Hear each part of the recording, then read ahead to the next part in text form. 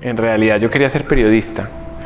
Entonces, desde siempre, lo tuve como súper claro desde muchos años atrás. Y cuando salí del colegio empecé a estudiar comunicación porque quería ser periodista, lo tenía clarísimo. Y a medida que pasó toda la universidad, me fui de alguna manera enamorando un poco de todas las materias que tenían que ver con marketing, que tenían que ver con publicidad. Me empezaron a gustar bastante. Cuando salí a hacer la práctica, hice la práctica en un diario escrito. Y fue maravilloso, fue un aprendizaje increíble, fue ver el mundo del periodismo escrito, que además me encanta, que me encanta escribir, y fue como ese enamoramiento que yo había estado como soñando tanto tiempo, pero como que se quedaba corto para lo que yo quería hacer, y como que en ese momento surgió la posibilidad de empezar a trabajar en una agencia de publicidad, después de haber hecho la práctica en prensa escrita.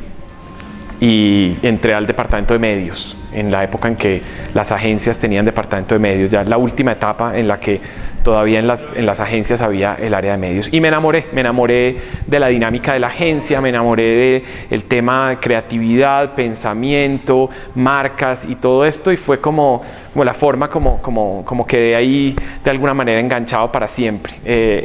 La primera agencia en la que trabajé fue en DDB en Medellín, es la agencia donde sigo trabajando. Eso fue hace exactamente 16 años, y he pasado por diferentes etapas y diferentes oficinas. De ahí pasé a OMD, que es la central de medios del grupo Omnicom, al que pertenece también DDB.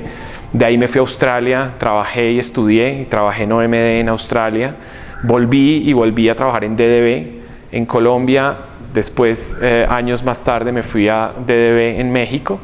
Ya realmente en una posición de planning como tal, ya desarrollado mucho más el concepto de planning ya desde Colombia, y hace 3 años me fui para Miami a trabajar y apoyar la región latina de DDB. Me pregunto mucho por qué me gustaba tanto, esa pasión por el periodismo, y hay 2 cosas que sigo pensando que son esenciales y que hacen parte de mi día a día fundamentales.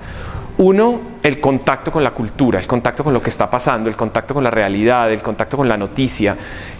Hoy estamos hablando mucho que los departamentos de planning deberían parecer un newsroom, y debería parecer realmente un sitio donde estamos entendiendo qué está pasando en la cultura, qué es relevante y qué no, qué de ahí nos sirve para alguna marca, qué de ahí de eso que está pasando en la realidad puede ser interesante para alguna marca. Ese es un concepto que fundamentalmente lo aprendí del periodismo.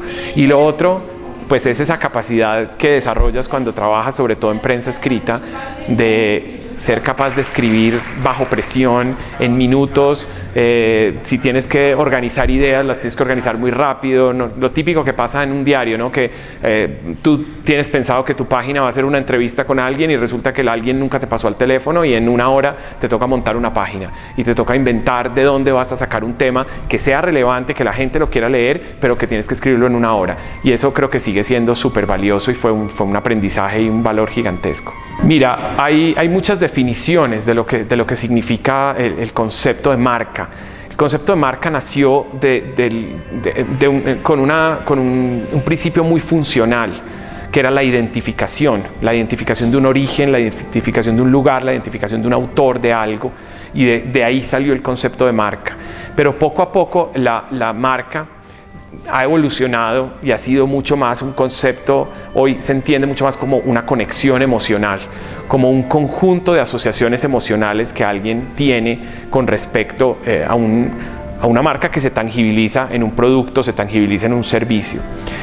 Hace poco escuché una definición que me parece que es probablemente lo más claro y más avanzado que he escuchado, y es que una marca es una estrategia de negocios implementada, o sea, es realmente una estrategia de negocios puesta en marcha. Y yo creo que cada vez eso tiene más sentido con todo lo que hablamos de nuevas tecnologías, de todo lo que pasa con el mundo digital, y seguimos viendo que nuestra relación con lo digital, con la tecnología, sigue siendo mediada por marcas, por nuevas marcas. Claro, desaparecen algunas, se hacen irrelevantes otras que fueron muy importantes en el pasado, pero en el fondo seguimos teniendo una relación con las marcas, y esa es nuestra forma de aproximarnos básicamente a la conexión con productos y con servicios. Yo creo que no es muy diferente de lo que siempre se puede decir, digamos, el hecho de tener una pasión, de verdad de obsesionarse un poco por ese extra mile, por ir un poco más allá. Lo ves todo el tiempo en las agencias, desde que alguien entra, tú sabes cuándo alguien está dispuesto a ir un poco más allá, a investigar un poco más, a leer un poco más, a hacer una segunda propuesta de campaña, a pensar un poquito más, a leer un libro que nadie más está leyendo. Entonces creo que eso es clave. Lo otro, que es una cosa que me parece fundamental y de lo que quiero hablarles hoy mucho a los estudiantes, es la importancia de la cultura. Nunca desconectarse de la cultura. ¿Qué está pasando en el mundo? ¿Qué está pasando en el arte? ¿Qué está pasando en la música? ¿Qué está pasando en los movimientos sociales? ¿Qué está pasando en la política? Eso es fundamental. Si nos desconectamos de ahí, comenzamos a hacer esa publicidad que parece hecha en un laboratorio, que parece hecha aplicable a cualquier lugar del mundo, y eso no funciona. Funciona cuando uno se conecta con el ser humano de manera profunda, y eso está en la cultura, o es un gran camino para llegar a eso.